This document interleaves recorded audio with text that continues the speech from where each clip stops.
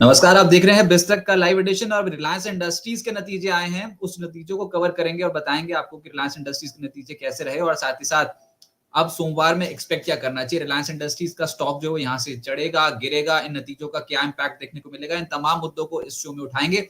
देखिए, नतीजे हमेशा से ही बाजार के लिए बहुत अहम रहते हैं क्योंकि देश की सबसे बड़ी कंपनी मार्केट कैप के लिहाज से अगर अपने नतीजे दे तो उसका इम्पैक्ट तो डेफिनेटली मार्केट पे देखने को मिलता है। पहले मैं आपको फटाफट से नतीजे बता दूं, तिमाही दर तिमाही आधार पर बताऊंगा, रिलायंस के, रिलायंस जियो के, और उसके बाद बाजार के बड़े जानकार हमारे साथ जुड़ेंगे और सिलसिलेवार तरीके से इन नतीजों को आसान भाषा में डिकोड करने की कोशिश करेंगे। लेकिन सबसे पहले जो मुनाफा है वो आया है 17,394 करोड़ और ये तिमाही दर तिमाही आधार पर 16,011 करोड़ से बढ़ा है। ये इन लाइन है, जितना एक्सपेक्टेशन था उसी के आसपास आया है। करोड़ों में फिगर है तो कोई छोटा मोटा इधर उधर हो जाए तो फिर कोई संकोच मत कीजिएगा। 17,394 करोड़ 3 महीने के अंदर अंदर रिलायंस ने कमा लिए हैं। इसके अलावा आय जो है वो 2.07 लाख करोड़ रुपए से बढ़कर 2.32 लाख करोड़ रुपीस पहुंचती हुई नजर आई है। और कामकाजी मुनाफा, जिस फिगर को बहुत क्लोजली वॉच कर रहे थे सब, उसका आंकड़ा आया है 40,968 करोड़ रुपए और ये अनुमान से बेहतर है। तो ऑपरेशनल परफॉर्मेंस बेहतर हो गई क्योंकि हम एक्सपेक्ट कर रहे थे कि लगभग 40,300 करोड़ रुपए का मुनाफा जो है वो ऑपरेटिंग मुनाफा वो रिलायंस दर्ज करेगी। उसके मुकाबले एबिटा की फिगर आई है 40,968 करोड़, जो 38,093 करोड़ रुपए से तिमाही दर तिमाही आधार पर बढ़ी है। तो इसका मतलब ये हो गया कि ऑपरेशनल फ्रंट पे नतीजे ठीक साउंड कर रहे हैं। मार्जिन थोड़ा डगमगा गए, 18.3% से घटकर 17.7% हो गए हैं, लेकिन चिंता मत कीजिए, 18% के आसपास ही है तो बाजार इसको थोड़ा निगलेक्ट भी कर सकता है। अब उसके बाद ना हम ये देखेंगे कि अलग अलग परफॉर्मेंसेस कैसे रही ऑयल टू केमिकल कारोबार की, इसके अलावा जियो, रिलायंस जियो की और रिटेल कारोबार का प्रदर्शन कैसा रहा।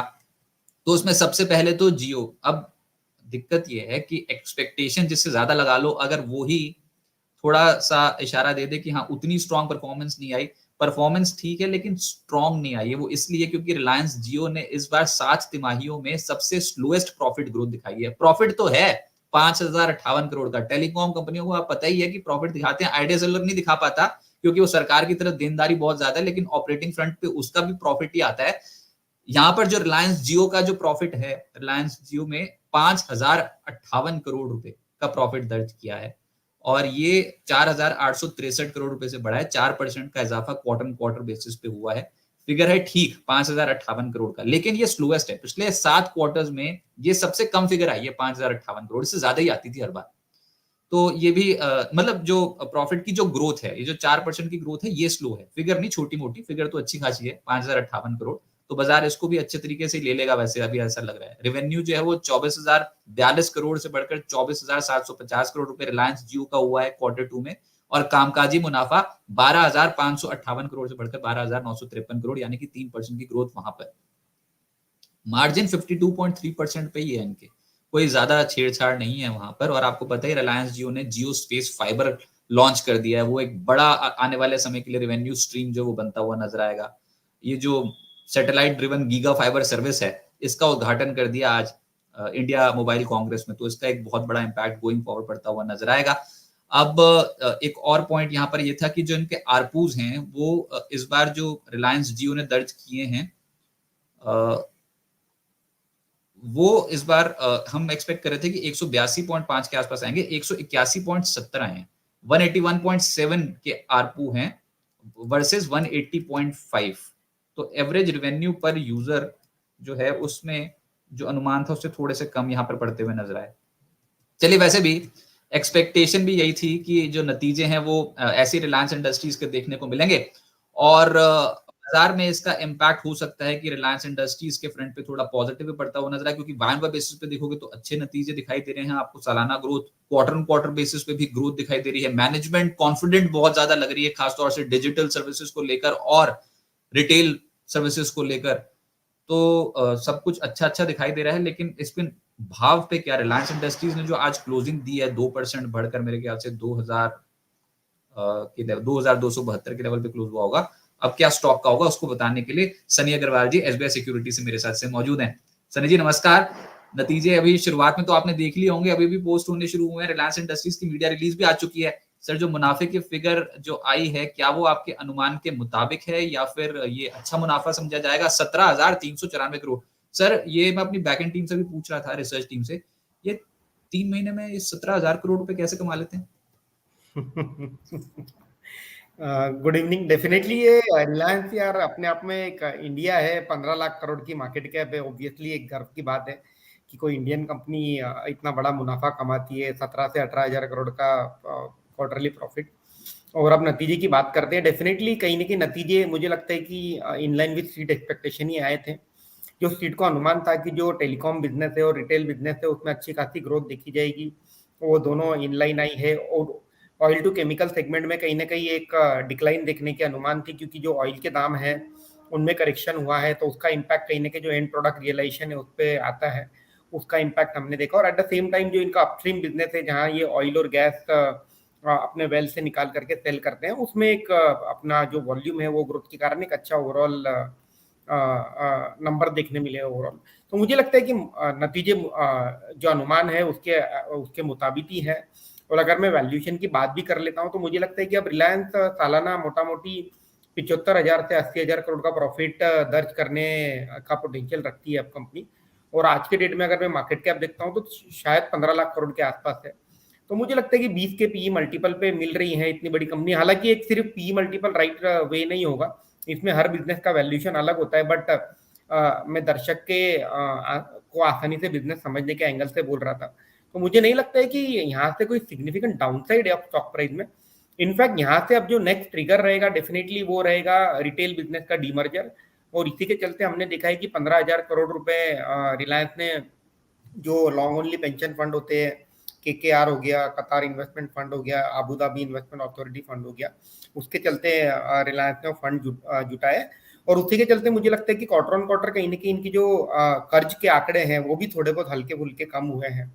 और आगे जाके अब जो जो रिलायंस रिटेल बिजनेस है, जो कि one of the fastest growing business है, हालांकि ओवरऑल बिजनेस में छोटा है, बट अगर मैं ग्रोथ की बात करूं तो वो बिजनेस सबसे फास्टेस्ट ग्रो कर रहा है रिलायंस के पोर्टफोलियो में। और उसी में कहीं ना कहीं अब हम आईपीओ देखेंगे। ऑब्वियसली जो यंग जनरेशन है उन्होंने बोर्ड को भी टेक ओवर कर लिया। रिसेंटली हमने देखा कि इस बार के ईजीएम में यंग जनरेशन ने भी बोर्ड सीट को उसकी मंजूरी भी मिल गई है शेयर होल्डर से। तो मुझे लगता है कि ये अब ठीक है कि पिछले कुछ टाइम से अंडर परफॉर्म कर रहा है, बट ये पोर्टफोलियो स्टॉक है लॉन्ग टर्म के लिहाज से। डेफिनेटली आगे जाके जब इसमें रिलायंस का बिजनेस रिटेल का बिजनेस डीमर्ज होगा, टेलीकॉम का बिजनेस डीमर्ज होगा, और जो नई नए बिजनेसेस है hydrogen fuel cell solar renewable side में, उसे 3 से 5 साल लगेंगे, उसमें एक बड़ी वैल्यू क्रिएशन होगी।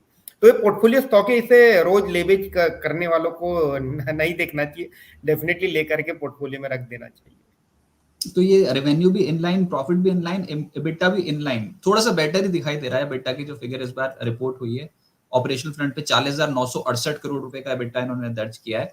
अच्छा, फिर ये जो रिलायंस जियो टेलीकॉम का जो इस बार मुनाफा आया है, ये ऐसे क्यों है कि 7 क्वार्टर में सबसे स्लोएस्ट प्रॉफिट ग्रोथ देखने को मिली है? मात्र 4% तिमाही दर तिमाही आधार पर प्रॉफिट ग्रोथ है, 5,058 करोड़। यहाँ तो रेवेन्यू सब्सक्राइबर सबसे ज्यादा देखने को मिलते हैं सर, एडिशंस। इनके इस बार भी रेवेन्यू सब्सक्राइबर्स मेरे ख्याल से जो हैं वो बहुत तगड़े बढ़े हैं रिलायंस जियो के। उसके बावजूद ये प्रॉफिट की ग्रोथ 7 तिमाही में सबसे कम है। ये डेफिनेटली इसके दो कारण होंगे रजत जी। एक है इंपॉर्टेंट कि जो एक शिफ्ट हो रहा था वोडाफोन से रिलायंस में और भारती एयरटेल में, वो शिफ्ट जारी है। बट जो एक मेन जो क्रीम जो शिफ्ट होना था, मुझे लगता है कि वो कहीं ना कहीं हो चुका है। तो अगर मैं रेवेन्यू के एंगल से बात करूं तो डेफिनेटली अब यहाँ से अब आरपू बढ़ेगा, तब जाकर के कंपनी की रेवेन्यू बढ़ेगी। और आरपू दो तरह से बढ़ सकता है, या तो कि जो लोअर एंड के जो कंज्यूमर है, जो कम वैल्यू के रिचार्ज यूज करते हैं, प्रीपेड कंज्यूमर है, वो अपनी वैल्यू बढ़ाए, वो या तो आप ऊपर के बैंड में शिफ्ट हो, या तो जैसे जैसे जो प्रीमियम कंज्यूमर है वो 5G की सर्विसेज यूज करना स्टार्ट करेंगे, तो उसके चलते एक ओवरऑल आरपू कहीं ना कहीं बढ़ेगा। और अगर मैं इनके जो कंपटीटर है भारती की भी कमेंट्री देखता हूँ पिछले कई क्वार्टर से, वो बोलते ही हैं कि इंडिया में जो टेलीकॉम सर्विसेज है काफी चीप है, और ये जो आरपू अगले 3 से 4 साल में डबल हो सकते हैं। तो ये एक डेफिनेटली एक ड्राइवर रहेगा। आरपू हमने देखा है कि quarter on quarter almost flat है, वाई वाई हल्का सा बढ़ा है अगर एवरेज रेवेन्यू पर यूजर देखो तो। और दूसरा, प्रॉफिट कम होने का एक कारण ये भी हो सकता है कि जो कंपनी है इन्होंने 5G इंफ्रास्ट्रक्चर में काफी जोरों से इन्वेस्ट किया है पिछले 1 डेढ़ साल में।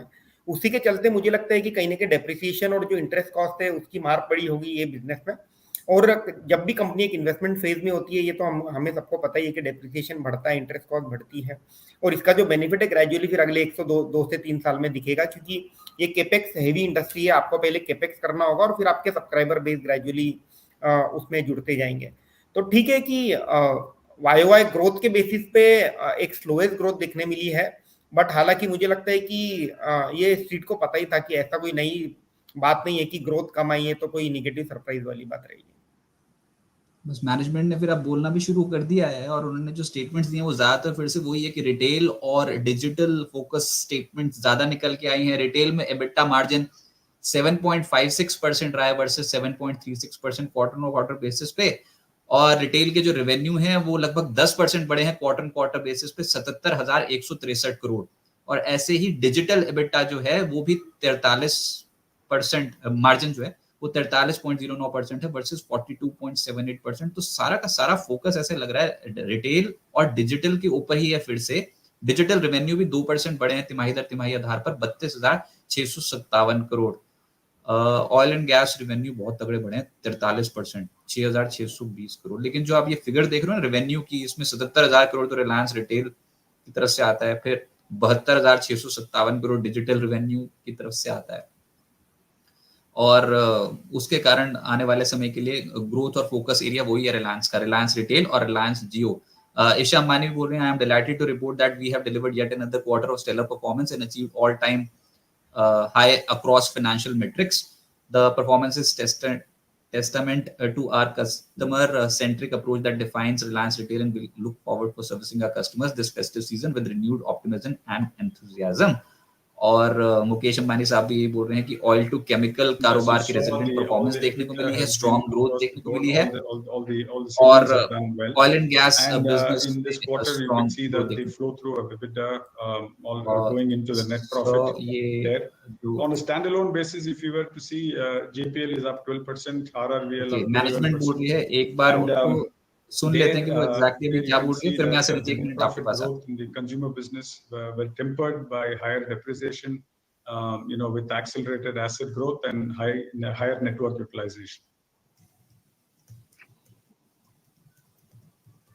This is just the bridge for second quarter for a year-on-year basis.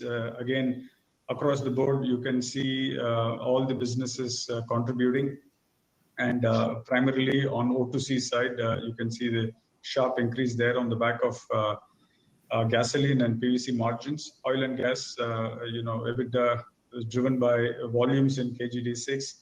Retail benefiting from a much more broad-based revenue growth in each of these categories. For example, fashion and lifestyle was up 32%, grocery 33%, consumer electronics about 11%, and digital services again benefiting from the numbers that I talked to you on the subscriber growth, as well as ARPU was slightly higher, contributing to the overall mix. Next slide. And this is just the sequential quarter, highlighting the fact that in the O2C segment, fuel cracks, PVC delta, helped in terms of delivering on the numbers, and oil and gas, the ramp up of MJ Field. On retail, benefiting from the store expansion, higher footfalls that we saw, and the festive season campaigns, etc. All of them done their bit in terms of seeing the growth. And on digital services, data traffic growth, starting to see the benefit of Jio Bharat phone and the increase in subscribers both on a quarter-on-quarter basis as well as year-on-year basis. And then bringing it to the balance sheet, net debt at 1,17,727. It is lower by 8,000 crores versus what it was in March. And our operating cash flows, which we have been highlighting, funded largely the capex of 38,815, which, as you know, primarily was towards 5G rollout and also for building our retail ecosystem. And the net debt was lowered on the back of the capital raise that we did of 10,347 crores. This is for Reliance Retail, which we raised from QIA and KKR. So that is reflected in the net debt number. The amount which we have raised, then incremental 4,967 crores from RDR, comes through, will come through in October. And we do expect that the capex intensity will significantly decline, given that the 5G network rollout is expected to be completed by end of this year. So overall, cash flows continues to be strong, balance sheet is strong, and the fact that we continue to have a superior rating, augurs well overall. With this, I'm going to request Kiran and Anshuman to take us through on the Jio side. Thank you, Srikanth. As usual, we'll start with the key business updates and follow it up with operating metrics and the financials. I think the key theme this quarter has been the phenomenal rollout which continues of Jio's True 5G. As we speak, over 1 million 5G cells are deployed by Jio on a pan-India basis, which is also being used now by more than 70 million subscribers who have migrated from our 4G services to 5G. So healthy utilization getting unlocked against the investment and the capacity that we are building. In total, more than 150,000 towers today across the country carry both the bands, the 700 megahertz band as well as the 3500 megahertz band spectrum with respect to our cells. And as we Sunny जी, ये तो management बोल रही है कि दिसंबर 2023 तक pan India कर देंगे 5G roll out. इतने स्पीड से किया है उन्होंने, देश का कोई कोना नहीं छोड़ रहे। और सबसे ज्यादा डेफिनेटली, और इसी का मैं जिक्र कर रहा था कि जो कंपनी का जो इन्वेस्टमेंट का जो फेज है वो काफी एग्रेसिवली रिटेल और टेलीकॉम की ओर है, और इसी का जो एक इम्पैक्ट है कहीं ना कहीं इंक्रीज इन डेप्रिसिएशन के फॉर्म में या डेट के फॉर्म में हमने देखा है बैलेंस शीट पे। बट हालांकि एक बार इन्वेस्टमेंट पूरा हो जाएगा उसके बाद इसका जो बेनिफिट है अगले 3 से 5 साल में ग्रेजुअली हमें देखने मिलेगा। जैसे जैसे 5G के सब्सक्राइबर बढ़ेंगे डेफिनेटली आरपू बढ़ेगा और क्वालिटी ऑफ बिजनेस है वो इम्प्रूव होगा। तो अब ये केपेक्स फेज जैसे दिसंबर के में खत्म होगा उसके बाद हम देखेंगे कि जो डेप्रिसिएशन है वो कहीं ना कहीं स्टेबल होगा, डेट लेवल्स कहीं ना कहीं जैसे जैसे एसेट मोनेटाइज करेगी कंपनी और डेट लेवल पे भी कहीं ना कहीं अंकुश लगाने की बात करेगी। वो वाली प्लेट आपने देखी थी, 2.95 लाख करोड़ रुपीस का डेट है रिलायंस के ऊपर, और कैश इक्विवेलेंट्स लगभग 1.77 लाख करोड़ रुपीस के है। नेट 1.17 लाख करोड़ रुपीस का नेट डेट है, डेट रिड्यूस हुआ है। और कैपेक्स जो है यानी कि क्षमता विस्तार पे खर्च कर रही है, अगर ये 5G रोल आउट पूरा हो गया तो क्या जरूरत पड़ेगी क्षमता विस्तार पे खर्च करने की? वो तो मतलब 38,000 करोड़ रुपए बचे। और तो फिर तो गजब है कि कैपेक्स भी इन्होंने लगभग पूरा कर लिया जो इन्होंने 5G का रोल आउट करना था। फिर कोई नए वर्टिकल्स ऑब्वियसली खोजने की कोशिश करेगी, रिलायंस हमेशा ऐसी करती है, लेकिन ये तो बहुत ही बड़ा स्टेप हो जाएगा सर। वो बोल रहे हैं कि क्षमता विस्तार पे खर्च आने वाले समय के लिए कम हो सकता है, जो ऑब्जेक्टिव था पूरा हो गया। या डेफिनेटली जो बड़ा केपेक्स था पूरे रिलायंस के बिजनेस में वो 5G को रोल आउट को लेकर ही था। और इसके बाद का जो मुझे लगता है कि अगला जो बड़ा फोकस एरिया रहेगा वो रहेगा जो नया रिन्यूएबल एनर्जी का बिजनेस है, जहां सोलार, विंड, हाइड्रोजन, उसमें कहीं ना कहीं कंपनी एग्रेसिवली केपेक्स करेगी। और हालांकि that will be long term gestation business, उसमें भी समय लगेगा। बट जो बड़ा जो एकदम वॉल्यूमिनियस केपेक्स जो बोलते हैं, बड़ी केपेक्स की एक लहर जो पिछले 2 साल से रिलायंस ने 5G के पीछे लगाई थी, अब वो कंप्लीट होने जा रही है और इसका बेनिफिट डेफिनेटली लॉन्ग टर्म में कंपनी को मिलेगा। राइट। अब दूसरा है दिस, जो आप रिटेल की बात कर रहे थे ना, वो सर कितनी बड़ी अपॉर्चुनिटी, जो कि हम सम ऑफ पार्ट्स जब रिलायंस इंडस्ट्रीज के देखने की कोशिश करते हैं ना, तो उसमें फिर से वही बात है कि रिलायंस इंडस्ट्री में सम ऑफ पार्ट्स में सिर्फ ऊपर ही 2 जो है वो मेन दिखाई देते हैं। आप एक तो रिटेल, जो कि अगर एसओटीपी वैल्यूएशन अगर मैं समझाने की कोशिश करूं कि तो अगर हिस्से करोगे रिलायंस इंडस्ट्रीज के तो किसको सबसे ज्यादा वेटेज दोगे, तो रिटेल को और जियो प्लेटफॉर्म्स को दोगे। तो सर अब जियो की बात तो हमने बात कर ली, लेकिन रिटेल ये कितनी बड़ी स्टोरी है, और ये ऑनलाइन ऑफलाइन ऐसे वर्टिकल्स के थ्रू कितनी तगड़ी ग्रोथ दिखा सकता है गोइंग फॉरवर्ड। सबसे ज्यादा वेटेज जैसे में रिलायंस में इसी को मिलता है, रिटेल को। या डेफिनेटली रजत जी, जिस तरह से अपने इकोनॉमी का जो एक अनुमान है कि जो 3-3.5 ट्रिलियन डॉलर की इकोनॉमी है, ये 2030 तक बढ़ करके $60 ट्रिलियन हो जाएगी। और जो पर कैपिटा इनकम है जो अभी $2 से $2,500 के आसपास है, ये तकरीबन $3,500 से $4,000 के आसपास हो जाएगा। और हिस्टोरिकली ये पाया गया है कि जब भी पर कैपिटा इनकम $2,000 के ऊपर निकलती है तो जो कंज्यूमर होता है वो रोटी कपड़ा और मकान की उसकी जो एक नीड होती है उसकी टेक केयर कर ली जाती है। और फिर जो उसके बाद जो एस्पिरेशनल स्पेंडिंग होती है जिसे हम डिस्क्रिशनरी स्पेंडिंग भी कहते हैं, जिसमें आप बोलोगे कि मुझे फैशन पे स्पेंड करना है, ब्यूटी प्रोडक्ट पे स्पेंड करना है, बेटर कन्वीनियंस ऑफ प्रोडक्ट जैसे इलेक्ट्रॉनिक गुड्स हो गए। तो बेसिकली जो जिसकी आवश्यकता ना होते हुए भी आप जो चीज़ों पे एस्पिरेशन पे स्पेंडिंग करते हो वो कहीं ना कहीं दिखेगा। और उसी का बेनिफिट मुझे लगता है कि रिलायंस अपने रिटेल बिजनेस के थ्रू लेगा, क्योंकि अगर आप इसका रिटेल बिजनेस भी देखोगे तो काफ़ी फैला हुआ बिजनेस है, weather it is grocery, weather it is fashion, weather it is jewellery, weather it is electronic. और इन्होंने पिछले कोविड के बाद इतने सारे ब्रांड जो ग्रेजुअली अपने पोर्टफोलियो में ऐड किए हैं, तो काफ़ी एक स्ट्रॉन्ग ब्रांड पोर्टफोलियो जो रिलायंस ब्रांड में बैठा हुआ है। तो मुझे लगता है कि very well place to capture the entire growth story, whether it is online whether it is offline.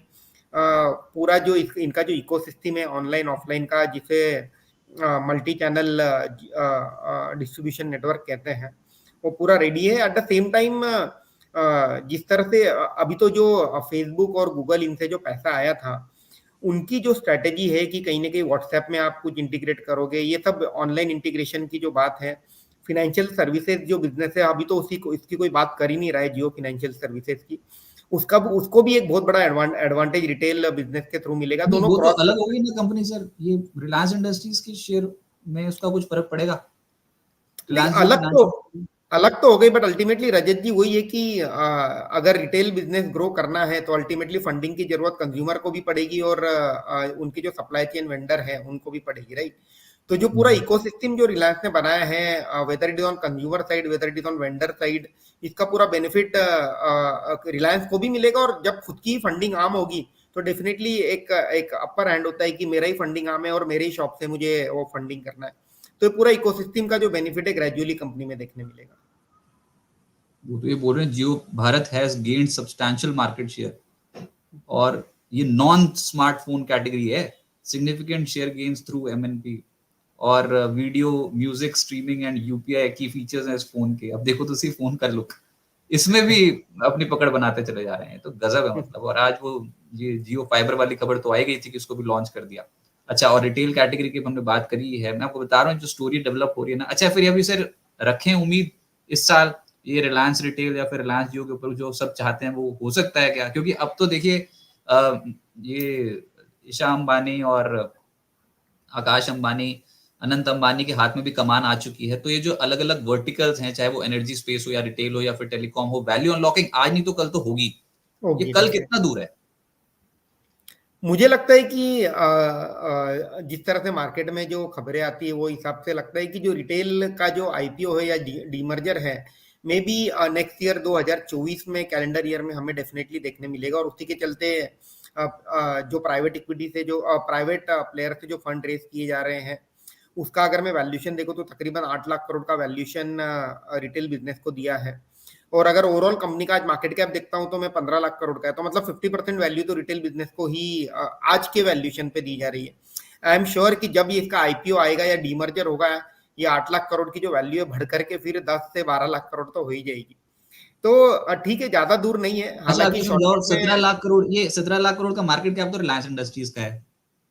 उसमें से 8 लाख करोड़ अभी जो रिसेंटली जितने भी फंड रेज हुए थे 15,000 करोड़ के, केकेआर से, एडीएआई से और क्यूआई से, कतार इन्वेस्टमेंट अथॉरिटी से, उनकी जो वैल्यूएशन थी तकरीबन 8 लाख करोड़ की थी रिटेल बिजनेस की। तो 8 लाख करोड़ तो रिलायंस रिटेल ही ले जाएगी अकेले का वैल्यूएशन है ऐसा। बट हालांकि क्या शॉर्ट टर्म में लोग ये निराश हो जाते हैं कि स्टॉक प्राइस परफॉर्म नहीं कर रहा है, चल नहीं रहा है। ठीक है, ये पोर्टफोलियो स्टॉक है, लॉन्ग टर्म में डेफिनेटली पैसा बनेगा, थोड़ा पेशेंस रखना होगा। और स्पेशली जब यहाँ एनवायरनमेंट इतना अनसर्टन है ग्लोबली, अब जहाँ मिड कैप स्मॉल कैप में थोड़ी पिटाई चल रही है, तो अगर ये स्टॉक को अगर कोई पोर्टफोलियो में होल्ड करता है तो पकड़ के रखिए। और अगर कोई किसी के पास है नहीं तो ये मौका है कि अगले 3 से 6 महीने में जिस तरह से मार्केट में वोलेटिलिटी चल रही है, ग्रेजुअली पोर्टफोलियो में ऐड कर लीजिए। रिटेल बिजनेस का जब डीमर्जर होगा डेफिनेटली पैसा बनेगा इन्वेस्टर का। नहीं, पर चल क्यों नहीं रहा सर? ये रिलायंस इंडस्ट्रीज ऐसा क्या है कि रिलायंस इंडस्ट्रीज क्या कुछ ऐसे कंसर्न्स है कि जो अभी बाजार के सामने नहीं आए, कुछ ऐसी चीज है? क्योंकि चलता ही नहीं ना, पिछले कुछ साल से देखो रिलायंस इंडस्ट्रीज बस वैल्यू अनलॉकिंग की स्टोरी डेवलप हो रही है बस, और उसमें हमने देख लिया जियो फाइनेंशियल तो तोहफा दे ही दिया, आप उसको अलग अलग करके रखो, बाकी तो स्टॉक नहीं इतना कोई आउट परफॉर्म कर रहा है स्टॉक मार्केट। या डेफिनेटली रजत जी, क्या होता है, market is the slave of earning growth, right? Earning growth जब तक नहीं आएगी मार्केट आपको वैल्यू नहीं देगा। 18,000 हालांकि करोड़ रुपए कम है। पीछे बट सामने मार्केट कैप भी है ना, 15-16 लाख करोड़ की मार्केट कैप भी है। अच्छा, ऐसा तो इसमें ठीक है, 1.5-2 साल से अंडर परफॉर्म कर रहा है, बट अगर उसके पहले का मैं फेज लेता हूं तो रिलायंस तकरीबन 4 गुना हुआ था, अगर मेरी मेमोरी राइट है तो ये 500 से 2000 हुआ था, फिर 2000 से फिर स्प्लिट या बोनस हुआ था, फिर 1000 हुआ था, फिर 1000 से फिर अब 2200-2300 हुआ है। ऐसा है लॉन्ग तो टर्म के लिए तो कमाल ही किया रिलायंस इंडस्ट्रीज ने। हाँ, तो तो शॉर्ट टर्म ट्रेडर्स बेचारे फंसा फंसा महसूस करते तो रिलायंस में हर कंपनी की तरह एक फेज आता है जिसमें 3-4-5 साल शायद कुछ पैसा बनता नहीं है, फिर वो 2-3 साल में ही पूरी उसकी कसर निकाल देता है।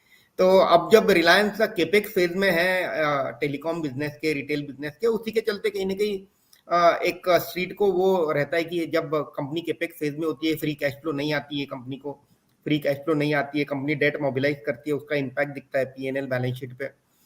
और एक बार जब केपेक्स कंप्लीट हो जाएगा तो डेफिनेटली उसका बेनिफिट फिर कंपनी रीप करती है 3-4 साल तक। तो अभी केपेक्स फेज में है, और जिस तरह से हम देख ही रहे थे कि अब इनका जो 5G का केपेक्स जो कंप्लीट होने आ रहा है, अब इसका बेनिफिट मे बी FY 25-26 में अब देखने मिलेगा in terms of 5G subscriber. अच्छा, फिर मुद्दा ये है कि ये जो ऑयल टू केमिकल कारोबार है, यहाँ पर रेवेन्यू घटे क्यों? Because of that oil pressure, crude oil पे जो प्रेशर आया था उसकी वजह से, और गोइंग फॉरवर्ड कैसे परफॉर्मेंस रह सकती है? ये थोड़ा सा ऑयल टू केमिकल जो बिजनेस है ये एक्चुअली ग्लोबल फैक्टर से काफी लिंक होता है कि ग्लोबली ऑयल के जो दाम है उसका इम्पैक्ट देखने मिलता है, फिर इनके जो डाउनस्ट्रीम प्रोडक्ट्स हैं उनके जो रियलाइजेशन है वो भी कहीं ना कहीं ग्लोबल डिमांड सप्लाई एनवायरनमेंट से लिंक होते हैं। तो थोड़ा सा वोलाटाइल रहता है ये सेक्टर का जो अर्निंग है, स्पेशली इन अ सिनारियो जहाँ इतने लड़ाई झगड़े चल रहे हैं मिडल ईस्ट और वो सेक्शन में जहाँ क्रूड ऑयल के दाम काफी वोलाटाइल है। तो मुझे लगता है कि अल्टीमेटली जो इन्वेस्टर है वो रिलायंस में रिटेल बिजनेस और टेलीकॉम बिजनेस में ही वैल्यू ढूंढ रहा है, और उसी के चलते वैल्यू बनेगी इसमें शेयर होल्डर की। हालांकि ऑयल टू केमिकल और जो इनका अपस्ट्रीम बिजनेस है वो कैश काउ बिजनेस रहा है पहले भी, क्योंकि उसमें बहुत पुराने एसेट्स है और कहीं ना कहीं उसका benefit in terms of healthy cash flow हम देखते हैं, वो चलते रहेगा। बट हालांकि उससे कोई बहुत ज्यादा ग्रोथ नहीं आ जाएगी कंपनी के प्रॉफिट में। तो अल्टीमेटली अगर मैं ग्रोथ ड्राइवर की बात करूं तो वो रिटेल और टेलीकॉम बिजनेस और जो न्यू एज बिजनेसेस जो अब रिलायंस सेटअप करेगी, मे बी 3 से 4 साल बाद वो बिजनेस भी कंट्रीब्यूट करना हाँ, स्टार्ट तो वो करेगा। न्यू एज वाले बताता हूँ मैं, जो देखा ही नहीं हमने कभी, वो अभी तो पहले रिलायंस देखेगी, उसके पीछे पीछे हम देखेंगे, मैं आपको बताऊं, और वो है ये ग्रीन हाइड्रोजन एनर्जी वाला जो बिजनेस है, ये पता ही नहीं किसी को कैसे फ्लरिश होगा गोइंग फॉरवर्ड। तो जो चीज नहीं देखी अब उसी के ऊपर बेट लगाएगा रिलायंस इंडस्ट्रीज। अदानी भी लगा रहा है, अंबानी भी लगा रहा है। ये जो बिजनेस होगा एनर्जी बिजनेस, ये कितनी बड़ी एक अपॉर्चुनिटी निकलेगी, क्योंकि 75,000 करोड़ रुपए तो मेरे को लग रहा है पिछली बार इन्होंने बोला था कि हम खर्च करने को तैयार हैं इस बिजनेस में। अदानी बोल रहे हैं कि हम $4 बिलियन जुटाएंगे इस कारोबार के लिए। आज ही स्टेटमेंट आई थी, मतलब स्टेटमेंट नहीं थी, बाजार में खबर है कि $4 बिलियन जो है वो अदानी एंटरप्राइज जुटाएगा for this green hydrogen business. इसकी कितनी अपरंपार सीमाएं हैं सर, ये तो अभी तक किसी ने कैलकुलेट ही नहीं की। ये डेफिनेटली अपॉर्चुनिटी तो बहुत बड़ी है रजत जी, क्योंकि जिस तरह से ग्लोबली कहीं ना कहीं जो ग्लोबल वार्मिंग है, कहीं ना कहीं ग्लोबली जो एक चिंता है कि ग्लोबल वार्मिंग के चलते हुए, पोल्यूशन के चलते हुए सबको अब थर्मल पावर से जो रिन्यूएबल एनर्जी के सोर्सेज है वहाँ शिफ्ट होना होगा। तो उसमें अब हाइड्रोजन जो हाइड्रोजन फ्यूल सेल होता है उसे बनाने के लिए मैं एनर्जी या तो मैं थर्मल पावर से दे दूँ तो फिर वो ग्रीन नहीं रहेगा। उसका दूसरा ऑप्शन है कि मैं उसको जो कन्वर्ट करने की जो एनर्जी है, जो हाइड्रोजन फ्यूल सेल से जहाँ मैं इलेक्ट्रॉन लग करके इलेक्ट्रिसिटी बनाऊंगा और वाटर मेरा बाय प्रोडक्ट होगा, अगर मैं उसको विंड या सोलर पावर से मैं अगर करता हूँ वो जो पूरी रिएक्शन है, तो ग्रीन हाइड्रोजन कहलाएगा। तो एक पूरी चेन बनानी होगी आपको। पहले आपको विंड पावर या सोलर पावर से एनर्जी जनरेट करनी होगी, फिर वो एनर्जी आपकी जो हाइड्रोजन फ्यूल सेल के प्लांट में जाएगी और वहां से इलेक्ट्रिसिटी और वाटर का कहीं ना कहीं आउटपुट देखने मिलेगा। और आज के डेट में सबसे one of the cleanest fuel उसे ही कहा जाता है हाइड्रोजन को, और उसी के चलते इसमें एट द सेम टाइम निवेश भी काफी बड़ा होता है। तो कोई छोटे प्लेयर की बस की बात नहीं है इसमें। जो वेल एस्टेब्लिश डाइवर्सिफाइड कॉन्ग्लोमरेट है जैसे अदानी, अंबानी, और जो बड़े महारथी बिजनेसमैन है उन्हीं वही इसमें कैपेक्स कर पाएंगे। और इसी के चलते देखा है कि हमने जैसे गवर्नमेंट कंपनीज है, आई थिंक एनटीपीसी ने भी ये कहीं ना कहीं ऐलान किया है कि ये इसमें काम करेंगे। जितने भी ऑयल मार्केटिंग कंपनीज है उन्हें भी एक मैंडेट है कि इसमें सब काम करना है ग्रीन एनर्जी के। और अपॉर्चुनिटी बहुत बड़ी है, ये सिर्फ इंडिया में नहीं, मुझे लगता है कि ग्लोबली कहीं ना कहीं एनर्जी का जो शिफ्ट है थर्मल टू ग्रीन, ये अगले 7 से 8 साल में बहुत भयंकर शिफ्ट हमें देखने मिलेगा। ओके सर, थोड़ा ना जो डिजिटल कारोबार पे थोड़ा और आते हैं। थोड़ा आज ये खबर जो आई थी, ये 1-2 दिन पहले की खबर थी, वॉल्ट डिज्नी को भी खरीदने वाले हैं, मल्टी बिलियन यूएस डॉलर की डील है। और उससे होगा ये कि अगर ये डील हो गई तो फिर कंट्रोलिंग स्टेक इनके पास पहुंच जाएगा डिज्नी स्टार बिजनेस का, उसकी भी वैल्यूएशन 10 बिलियन यूएस डॉलर आके जा रही है। इनऑर्गेनिक, ऑर्गेनिक तो देख ही रहे हैं हम, ये जो टेलीकॉम में कर रहे हैं, अपना एक्सपेंशन कर रहे हैं 5G वगैरह।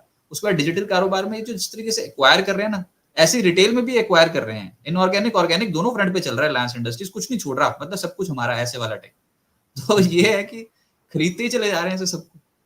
तो अभी इसका कितना इम्पैक्ट पड़ेगा, ये वॉल्ट डिज्नी वगैरह, और जो ये जिस तरीके से अपनी प्रेजेंस बढ़ा रहा है। वॉल्ट डिज्नी का जो मेन इंडिया में पोर्टफोलियो मीडिया साइड में वो है स्टार इंडिया का, जो इनका जो टेलीविजन चैनल है वो है। एट द सेम टाइम जो हॉटस्टार इनका जो मोबाइल ऐप है वो है। हमने देखा था कि रिसेंटली जो आईपीएल की बिड थी उसमें जो हॉटस्टार है उन्होंने कहीं ना कहीं अपना राइट्स खोया था और ये जियो सिनेमा को इसके राइट्स मिले थे। और इसी के चलते हुए जो हॉटस्टार का के जो सब्सक्राइबर बेस है उसमें काफी अच्छी लंबी खासी गिरावट देखी थी। एट द सेम टाइम ये जो बिजनेस है इनका इंडिया में कोई ज्यादा प्रॉफिट नहीं बना रहा है, तो उसी के चलते मुझे लगता है कि जो इनके प्रमोटर है वो अपना बिजनेस बेचने की कोशिश कर रहे हैं। हालांकि जो मीडिया सोर्सेस में जो लिखा गया है वही है कि 10 बिलियन डॉलर की एक्सपेक्टेशन है डील की, और जो ऑफर किया गया है रिलायंस की ओर से वो तकरीबन 3 से 4 बिलियन डॉलर का है। तो वैल्यूएशन पे बात अटकी हुई है। और अगर ये डील हो जाती है तो डेफिनेटली रिलायंस मतलब अगेन जिस तरह से टेलीकॉम में हुआ है कि ओलिगोपोली हो गई है, जियो है, भारती हो, एंड देन फिर छोटे छोटे प्लेयर है, वैसे मीडिया इंडस्ट्री में आई थिंक सोनी और जी का जो मर्जर है एक बार वो कंप्लीट हो जाएगा तो एक बड़ा कॉन्ग्लोमरेट हो जाएगा। और सेकंड हैंड पे अगर जियो और at the same time Hotstar business अगर मर्ज हो जाते हैं तो काइंड ऑफ ओलिगोपोली हो जाएगा। इसके बाद मुझे नहीं लगता कि तीसरा कोई बड़ा प्लेयर टेलीविजन या मीडिया साइड में बचता है। फिर उसके बाद जिस तरह से टेलीकॉम बिजनेस में देखा हमने ग्रेजुअली आरपू बढ़े, रेट बढ़े, वो सब स्टोरी प्ले आउट होगी। लेट्स सी डील होती है कि नहीं, अभी तो प्योरली ये तो मीडिया सोर्सेस के हिसाब से ये खबर है। सर एक तो ये बता दो बस, ये जो विंडफॉल गेन टैक्स वगैरह जो सरकार ने लगा रखा है इसका इम्पैक्ट, और जीआरएम ये सुना है सिंगापुर बेंचमार्क जो जीआरएम है ये अक्टूबर में बहुत ज्यादा गिर गए, 70% के आसपास का फॉल आया था। ये कुछ इम्पैक्ट डालेंगे? या डेफिनेटली अगर जीआरएम घटता है तो इसका इम्पैक्ट जितने भी रिफाइनिंग बिजनेसेस है उसमें देखने मिलता है। और जीआरएम इज नथिंग बट वो डिफरेंस होता है कि अगर आपने एक यूनिट ऑफ ऑयल अगर डाला तो और उसके उसके सामने अगर आप कितना पैसा बनाओगे, इट इज नथिंग बट एक काइंड ऑफ डिफरेंस होता है कि आप पर्टिकुलर प्रोडक्ट पे आप कितना पैसा बनाते हो ग्लोबली। एक स्टैंडर्ड बेंचमार्क मतलब ग्लोबली क्रूड फॉलो जितने किया का जाता निकाला और जितने का रिफाइन करके बेचा उसके बीच का डिफरेंस है, मार्जिन। उसका बीच का डिफरेंस है जी, ग्रॉस मार्जिन जिसे हम कहते हैं सिंपल लैंग्वेज में। तो इसका इम्पैक्ट डेफिनेटली देखने मिलता है इसमें। हालांकि रिलायंस के का एक एडवांटेज ये है कि उसकी जो रिफाइनरी है उस एक उसे इंडेक्स कहते हैं, नेल्सन कॉम्प्लेक्सिटी इंडेक्स जो है रिलायंस की रिफाइनरी का काफी ऊंचा है। तो जिसमें रिलायंस के पास ये कैपेबिलिटी है कि आप जो सार क्रूड होता है, जो लोअर ग्रेड का क्रूड होता है, वो रिफाइन करके भी आप एक बेटर प्रोडक्टिविटी निकाल मतलब सकते हो। घटिया से घटिया क्रूड भी आ जाए तब भी रिफाइन कर देगी रिलायंस इंडस्ट्रीज, जामनगर रिफाइनरी। या तो रिलायंस के पास वो कैपेबिलिटी है जिसमें वो जो सार क्रूड होता है उसे भी प्रोसेस कर सकता है और बेटर प्रोडक्टिविटी निकाल सकता है। तो उसका एडवांटेज डेफिनेटली रिलायंस को मिलता है कि जब भी मार्केट में जीआरएम घटते हैं तो definitely relative on a relative basis Reliance better perform करता है। अभी तो हमने जियो फाइनेंशियल के बारे में बात ही नहीं करी, क्योंकि वो मुद्दा अलग ही चला जाएगा, क्योंकि उसमें तो पता नहीं वो क्या क्या आएगा उसमें, ब्रोकिंग और एसेट मैनेजमेंट और पता नहीं बहुत सारी चीजें आ जाएंगी उसमें। तो बैंकिंग वो लोन्स देना चाहते हैं मर्चेंट्स को भी और ग्राहकों को भी, और उसके बाद कितना टैप कर लेंगे वो अलग से एक बहुत ही बड़ा रेवेन्यू स्ट्रीम है वो रिलायंस जियो फाइनेंशियल, वो भी लॉन्ग टर्म की स्टोरी है। सर अभी बस जाते जाते एक कमेंट, ओवरऑल नतीजे आपको क्या ठीक साउंड कर रहे हैं? मंडे को रिलायंस इंडस्ट्रीज अगर चढ़ गया तो बाजार में आज मूड बहुत बड़ा ठीक हुआ है। क्या दिवाली से पहले रिलायंस इंडस्ट्रीज का शेयर चढ़ सकता है, और क्या या फिर अभी फेयरली प्राइस है एट 2260 2270? मुझे लगता है कि रजत जी अभी कुछ समय तक रिलायंस एक बैंड में कंसोलिडेट करेगा, मे बी 100-150 रुपए ऊपर नीचे। नीचे तो नहीं लगता है मुझे, काफी करेक्ट हो चुका है। मे बी 2300, 2350, 2400 के रेंज में जाकर के मे बी एक बार स्टेबिलाईज हो जाए, क्योंकि अल्टीमेटली अब जो रिलायंस में बड़ा ट्रिगर है वो है डीमर्जर और वैल्यू अनलॉकिंग का। तो वो ट्रिगर जब तक अब मार्केट को क्लियरली विजिबल नहीं होगा, तब तक स्टॉक में कोई बड़ी रैली देखने नहीं मिलेगी। जिस तरह से हमने जियो फाइनेंशियल सर्विसेज के डीमर्जर के पास देखी थी कि रिलायंस में लंबी रैली हुई थी, 2300-2400 से बढ़कर के 2800-2900 हो गया था। फिर जियो का जब डीमर्जर हुआ उसके बाद लोगों का इंटरेस्ट इसमें थोड़ा कम हो गया। उसी तरह जब तक रिटेल बिजनेस का जब अब डीमर्जर जब तक अब क्लियरली विजिबल नहीं होगा, मुझे लगता है कि अब एक रेंज में ही ट्रेड करेगा। ये शॉर्ट टर्म का नजरिया है डेफिनेटली, और अगर कोई लॉन्ग टर्म इन्वेस्टर है तो ग्रेजुअली एक्यूमुलेट कीजिए। मार्केट में वोलेटिलिटी है, खराब टाइम में ही अच्छे शेयर सस्ते भाव में मिलते हैं, अदरवाइज तो बहुत मुश्किल है। सर आपने इतना टाइम निकाल दिया, मार्केट में इतने एक्सपीरियंस हुआ, रिलायंस की पहले कैसी होती थी जब रिजल्ट्स आते थे तो कैसा, और एजीएम होती थी तो कैसा लगता था, और अब जिस तरीके से डिजिटली होती है सब कुछ ही ऑनलाइन, तो पहले वाला ज्यादा बेहतर लगता था मूड माहौल, या फिर अब अलग अलग प्रतिनिधि आते रहते हैं, बड़े बड़े बिजनेस हो गए ना कि सबके एक एक आते हैं रिप्रेजेंटेटिव, बोलना शुरू करते हैं, ऑयल एंड गैस पे कोई बोलेगा, फिर रिटेल पे कोई बोलेगा, उस पर जियो फाइनेंशियल पे या फिर रिलायंस जियो पे कोई बोलेगा। पहले वाले दिन ज्यादा अच्छे थे ना, कि वो थोड़ा ह्यूमन टच ज्यादा होना चाहिए, तो आजकल डिजिटल टच हो रहा है।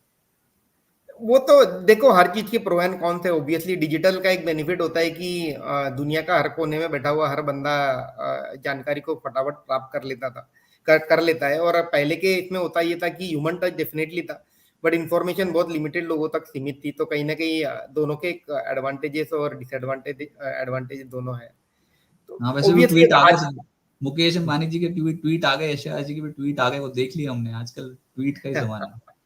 राइट सर, बहुत शुक्रिया सनी जी, बहुत शुक्रिया आपका हमारे साथ जुड़ने के लिए, और नतीजों को बहुत ही बारीकी से उनका अध्ययन करने के लिए, और साथ ही साथ उनको आसान भाषा में डिकोड करने के लिए बहुत बहुत शुक्रिया। तो मैं बताऊंगा कि इनलाइन नतीजे रिलायंस इंडस्ट्रीज ने पोस्ट किए हैं। मुनाफे के फिगर 17,394 करोड़ आ गई है अनुमान के मुताबिक ही समझिए।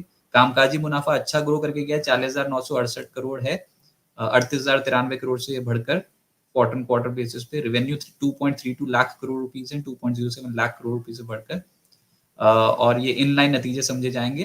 तो कुछ जो निवेशक हैं जो कह रहे थे कि रिलायंस इंडस्ट्रीज का शेयर अंडर परफॉर्म कर रहा है, अगर यहाँ से थोड़ा और नीचे जाता है तो फिर इंस्टीट्यूशंस खरीदारी करने के लिए बैठे हैं। और ऊपर से ब्रोकिंग हाउसेस की रिपोर्ट्स क्या आएंगी, अब उसको बहुत क्लोजली स्टडी करेंगे, लेकिन ब्रोकिंग हाउसेस भी कोई टारगेट्स में कुछ ज्यादा छेड़छाड़ नहीं करेंगे, हो सकता है कि टारगेट्स अपर साइड पे भी रिवाइज कर दें। आइए सुनते हैं मैनेजमेंट क्या कह रही है।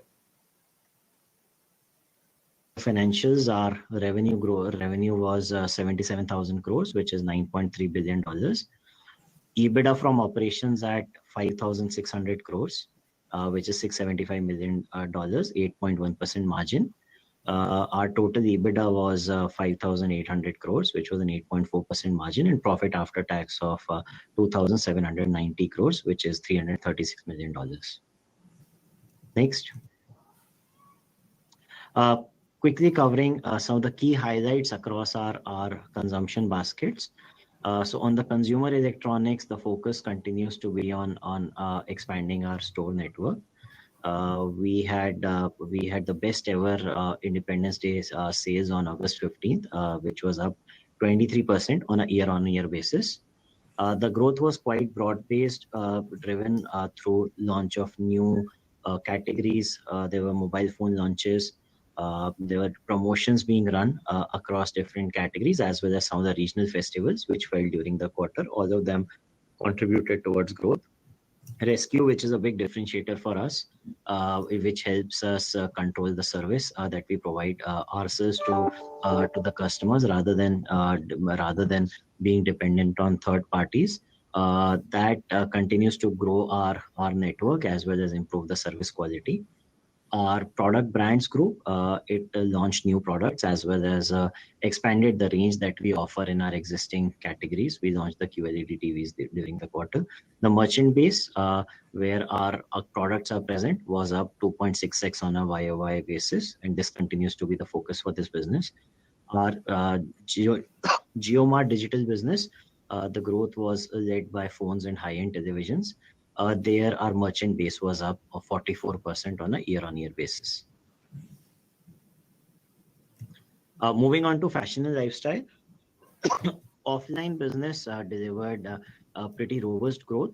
This was in spite of the festival quarter falling entirely in the current quarter versus last year. Part of the festival shopping happened in Q2.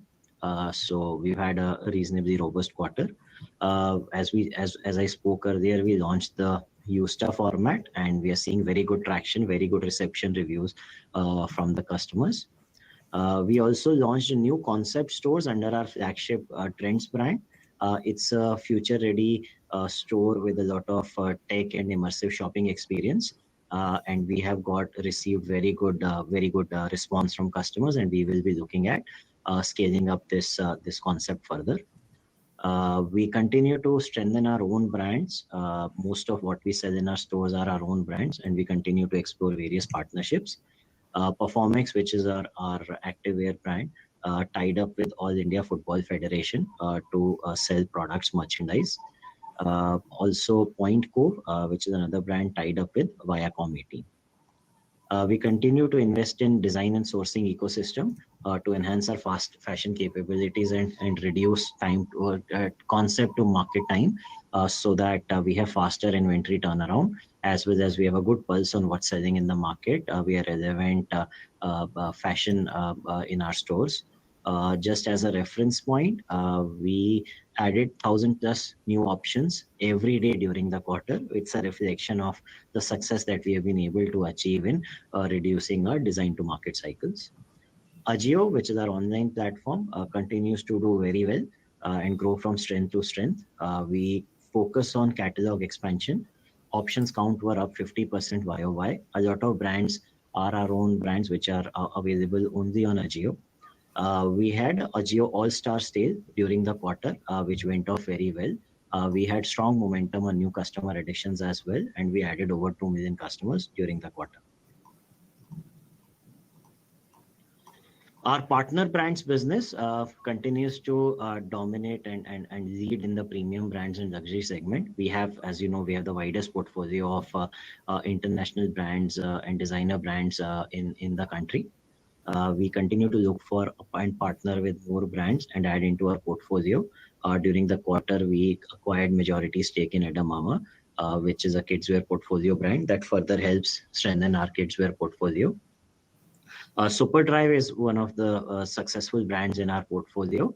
We strengthened the partnership with the brand by acquiring a majority stake in IP rights for India, Sri Lanka, and Bangladesh territory. This is a very important brand for us, and we look to scale this up further. Ajio Lux, which is our online luxury platform with luxury brands, again continues to add new brands onto the platform, as well as options which are available. The option count was up 61% on a year-on-year basis. Our jewels business continues to do well. We had good momentum and an improvement in operational metrics despite the gold rates continuing to be high. The focus remains on differentiating in the market through new designs, new collections, themes which are relevant for each market. During the quarter, we've launched Vara Lakshmi, which is a south-focused regional collection, and we launched 2 national collections, Bella 6 and Abhar. New businesses, lingerie, we are making good progress. We are the largest player in this segment now. We continue to build on some of the marquee properties that we have built over the years. So our flagship event, Grand Lingerie Festival, did very well. It drove a lot of traffic across both our offline as well as online channels. We are looking to expand this category across our format. So Trends, Azort, Centro, Blushlace, which is our multi-brand lingerie and beauty format, which we have recently launched. Across all these formats, we continue to expand our in-house brands, and we operate across the spectrum from mid-premium to luxury. We are focusing on general trade so that these brands have wide distribution, which will further deepen the penetration. And that continues to be a focus for all our brands in the portfolio within this segment. We also continue to enhance the portfolio through new launches. Thermals, athleisure, and pajama sets is what we launched during the quarter. Urban Ladder, the focus is on, it's an omni-channel business. The focus is on providing more and more touch points to the customer, where the customers can touch and feel the product through our experience centers, and as well as buy online or in the stores. We are also expanding the category by putting it under the many of the smart bazaars that we've launched, so that it adds a new category. चलिए, तो Reliance industries की management को आप सुन रहे थे और इन नतीजों पे हमने बहुत ही डिटेल कवरेज की। अभी सनी अग्रवाल जी हमारे साथ एसबीआई सिक्योरिटी से जुड़े थे और उन्होंने भी अपने कमेंट्स दिए कि ये नतीजे ठीक साउंड कर रहे हैं और मुनाफे की ग्रोथ अच्छी है, पर ये अनुमान के मुताबिक ही हम भी इतना एक्सपेक्ट कर रहे थे कि 17,500 करोड़ के आसपास का मुनाफा रिलायंस इंडस्ट्रीज पोस्ट करेगी। तो 3 महीने में रिलायंस इंडस्ट्रीज ने कमा लिए 17,394 करोड़ रुपए, जो कि 16,011 करोड़ रुपए से बढ़े हैं तिमाही दर तिमाही आधार पर। ऐसे ही अगर रेवेन्यू देखोगे तो उसमें 2.07 लाख करोड़ रुपीस से बढ़कर 2.32 lakh crore rupees quarter quarter basis पे आए हैं।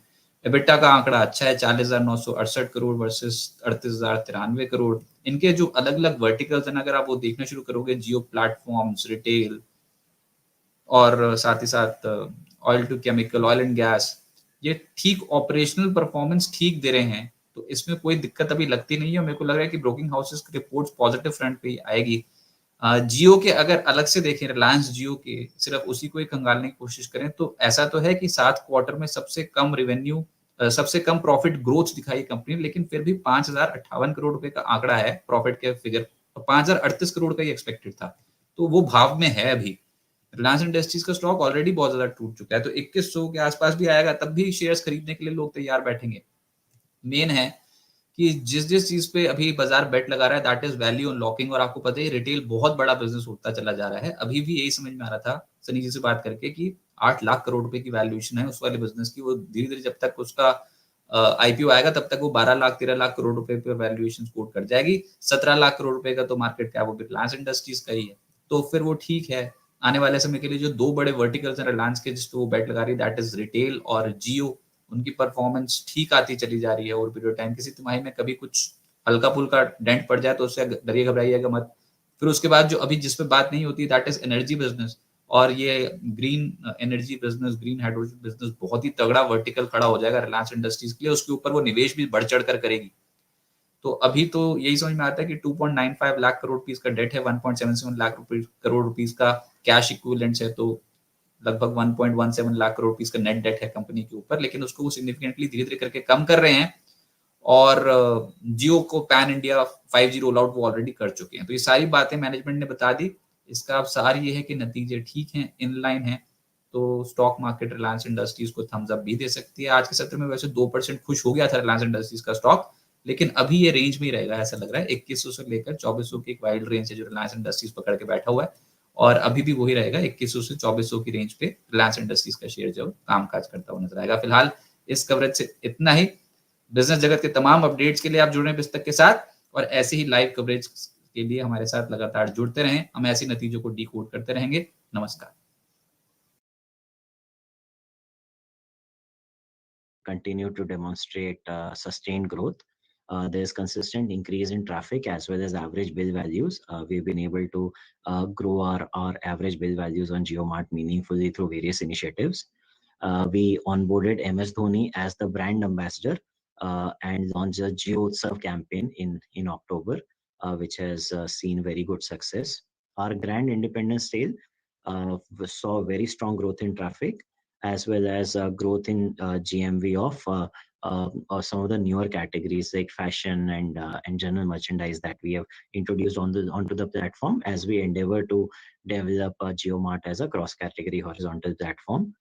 We continue to focus on platform enhancements to improve the experience for our customers as well as vendor partners. As some of you might have seen, we introduced the smart ingress for grocery within JioMart. So now Smart Bazaar is available online. Whatever you buy on the store is available on JioMart as well, and gets delivered to your home in 24 hours if you were to order online.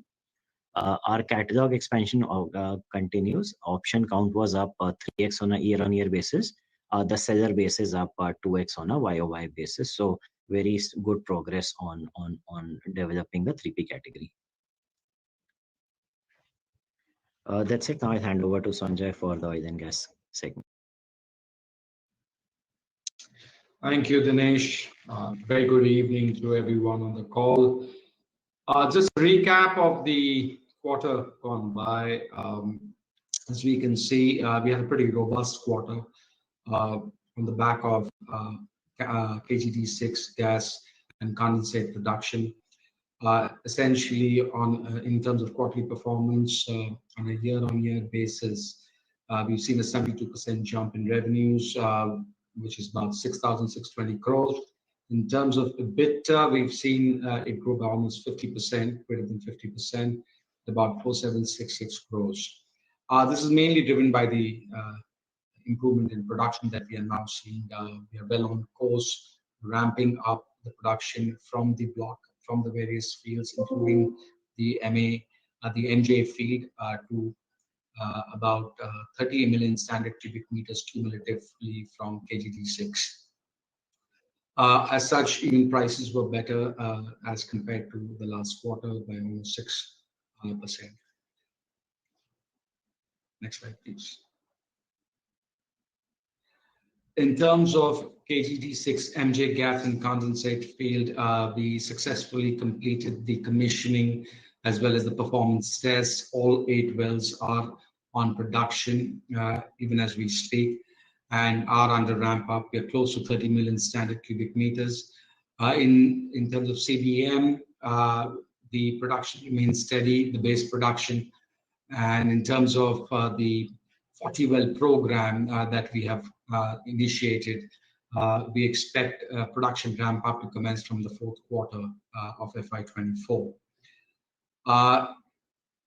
We continuously looking for opportunities in terms of accreting resources. So we will be drilling our first exploration well in early November.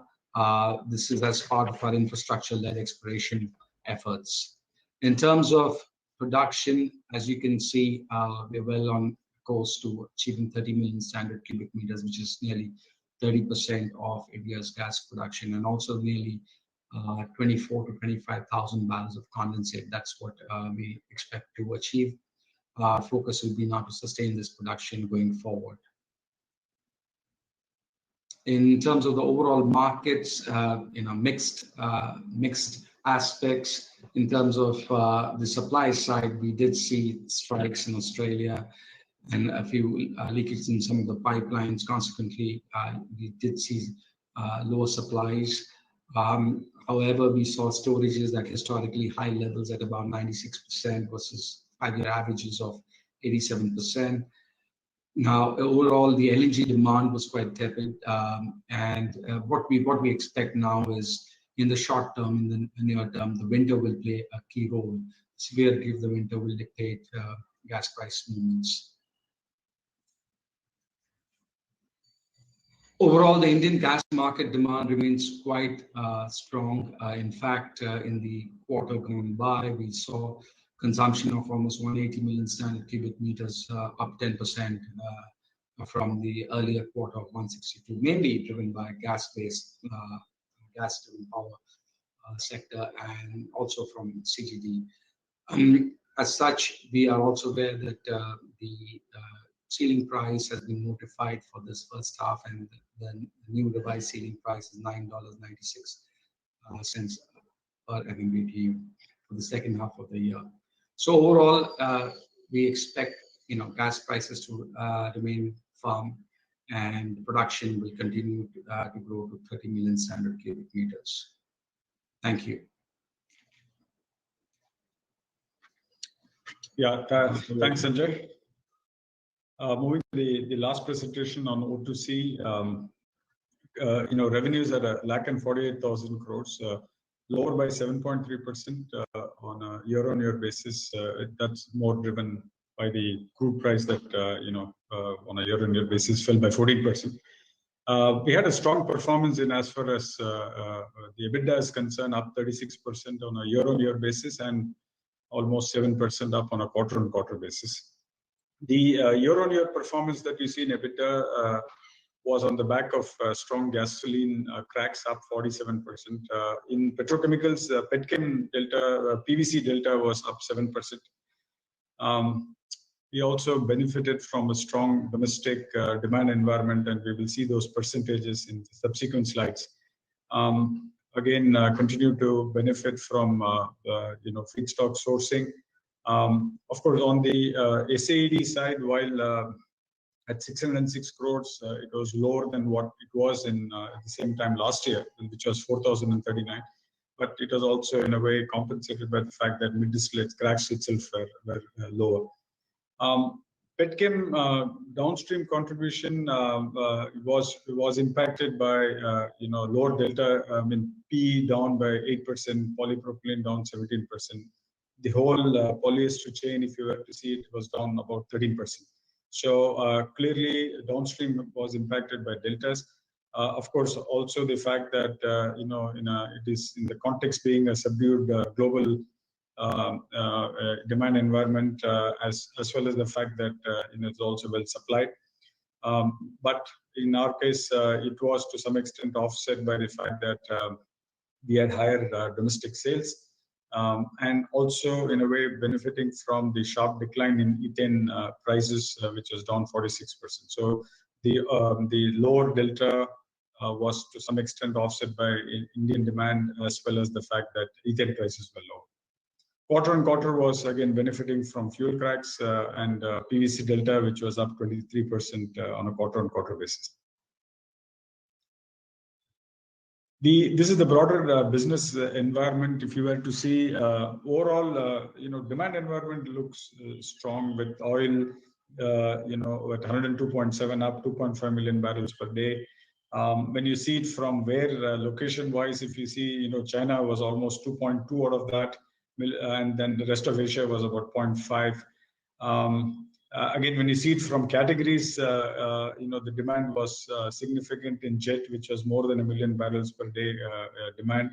Also, gasoline was also pretty strong at 0.7 million barrels per day. So oil demand has been good. Indian demand has been strong when you look at overall, that is across each of the transportation fuels, demand has been strong.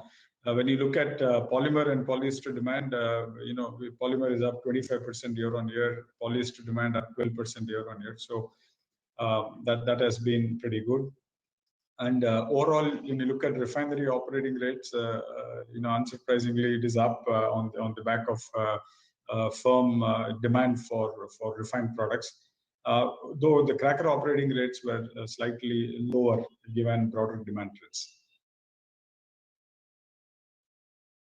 So this is just the breakup of the domestic oil environment. You can see that petrol demand was almost 6%. The demand for diesel was up 4%. ATF was up 14%. So broad thematics is really the fact that there is strong momentum in industrial activity. There is demand for mining, the passenger vehicle sales, air passenger traffic. If you were to see air passenger traffic was up 22% year on year. So all these contributed to the overall number of 5.3%. Moving to the polymer side, as I mentioned, up 25% year on year, and a lot of it we saw channel restocking, given that PE and PP prices are actually at a 2 or 3 year low. So you saw that kind of demand coming in. But broad-based, if you were to see, the demand is coming through in durables, in packaging, in infrastructure sectors, in e-commerce. So it is much more broad-based. PVC benefiting from demand for wires and pipes and infrastructure projects, and some of the government schemes like Har Ghar Jal Yojana, all of them is we are seeing it in terms of having a positive impact on demand. On the polyester side, up 12% year on year, and here the pull has been clearly PET, given that it's up 28%, and also it is both PSF and PFI, demand we saw on the back of festive season. Moving to the delta environment, you can see that PE and PP were weak, both on a year-on-year basis as well as on a quarter-on-quarter basis. These are broadly global trends, with demand being a bit subdued and excess supply continuing there. So when you translate in percentage terms, you can see that P and PE deltas were lower by 8 and 17% respectively. So here the product price fell significantly more than what the input price of naphtha fell. So that hence the impact on the overall deltas. PVC was the exception in the sense that it was 7% higher on a year-on-year basis, and it was 23% higher on a quarter-on-quarter basis, and benefiting from a very sharp fall in EDC prices. Also, ethane cracking economics remain favorable versus naphtha. So the 46% that I talked about in my previous slide. So that's the broader environment for polymers. On the polyester side, both year-on-year and quarter-on-quarter, you can see the weakness. Year-on-year prices, the whole chain delta is lower by 13%.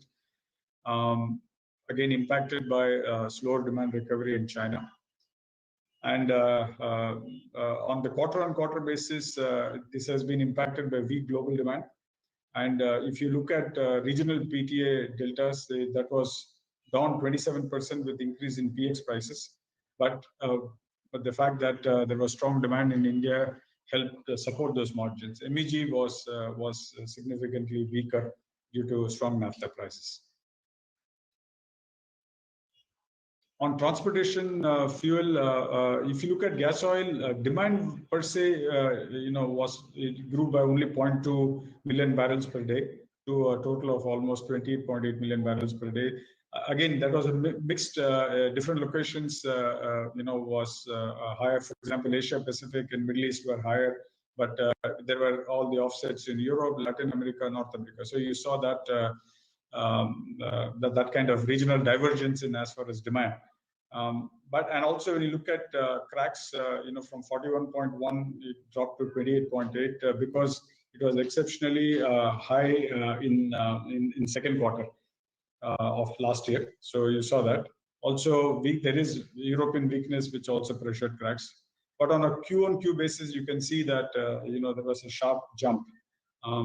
Because if you were to look at the inventories, while it has started going up, the fact remains that at 543 million barrels, it is still lower than the 5-year averages. So that inventory being lower is also getting reflected in the way people are stocking up in anticipation of the tightness because of the heating season. Also, we also saw the impact of export ban by Russia for diesel, the refinery outages, all of them playing through in as far as quarter-on-quarter performance is concerned. Jet kero, this product, you saw a sharp increase, more than 1 million barrels per day increase to 7.5 million barrels. Again, demand coming in Asia Pacific, North America, as well as Europe. And while year-on-year demand was lower because if you recall in second quarter of FY23, the reopening led trade had taken deltas much higher.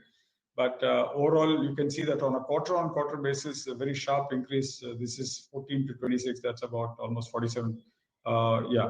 That went up because you're seeing much more sweeter crude slate processing in the refineries, and that is on the back of OPEC cut. So you saw more heavier go out of the market. So sweeter crude meant lower mid distillates yields, and therefore refineries also prioritizing diesel over jet. So you saw, therefore you saw the shortfall there translating in terms of higher deltas for kero. Also, strong standalone jet kero fuel demand has been pretty good. And on the gasoline side, you can see that overall demand went up to 27.1. Again, gasoline grew by about 0.75 million barrels per day with essentially demand in Asia Pacific. And also North America and Europe. Overall, you can see gasoline cracks improved because of lower inventories, because of unplanned refinery outages. Also, China demand has been strong with the reopening.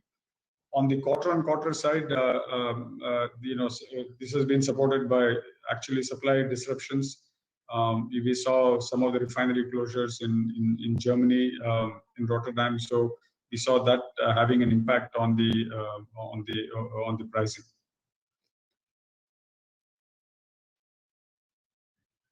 So this is the overall, if you look at the operating performance, production meant for sale at 17.1 million tons. And when you look at what we have done, so apart from the margin and demand that we talked about in the previous slides, when you look at operating performance, you can see that we prioritized alkylate and high-RON gasoline exports. Given the premiums, we focused on placing mid-distillates products given the higher demand in Europe. Overall, because chemical demand has remained subdued, we have optimized the production to focus more on the lighter feed, on the lighter outputs. Gasifier performance has been pretty strong, which also helped in minimizing the fuel mix and also eliminating LNG sourcing. This quarter, we will see, we have started the planned shutdown of CDU. There is a catalytic cracking unit and a coker, and ROGC that was initiated in the second half of September for regular maintenance and inspection.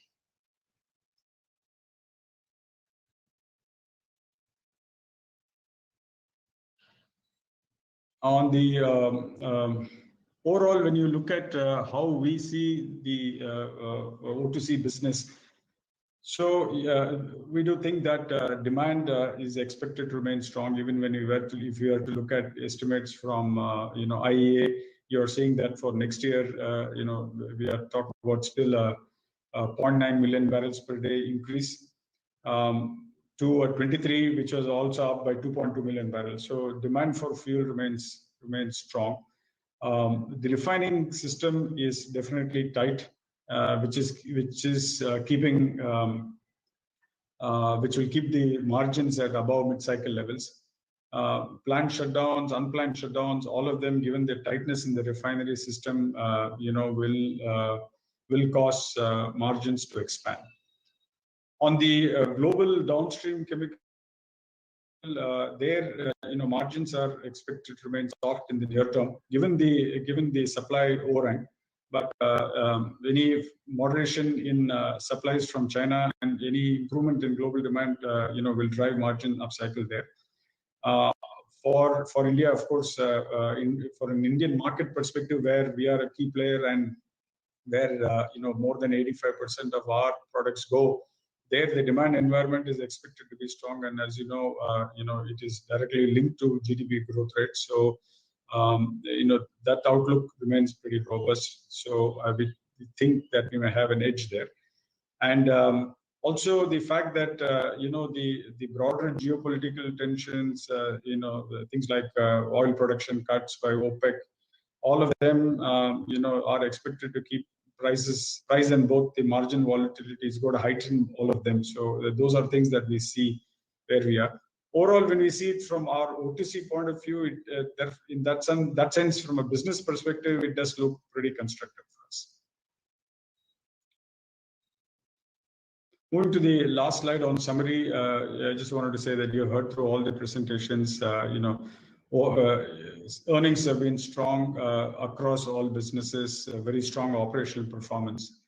Net debt, you saw, has been lower with the capital raise, and importantly also the strong operating cash flows, which has funded all the capex. We think that capex will peak in FY24 with completion of the fast track 5G rollout by end of this year. And overall earnings momentum in consumer business, we see a high visibility of that growth. And given that these businesses come with high operating leverage, and given the way we are expanding our footprint, the investments that we are doing on technology platforms, the new products across the range, we have a very constructive view of how that business is evolving.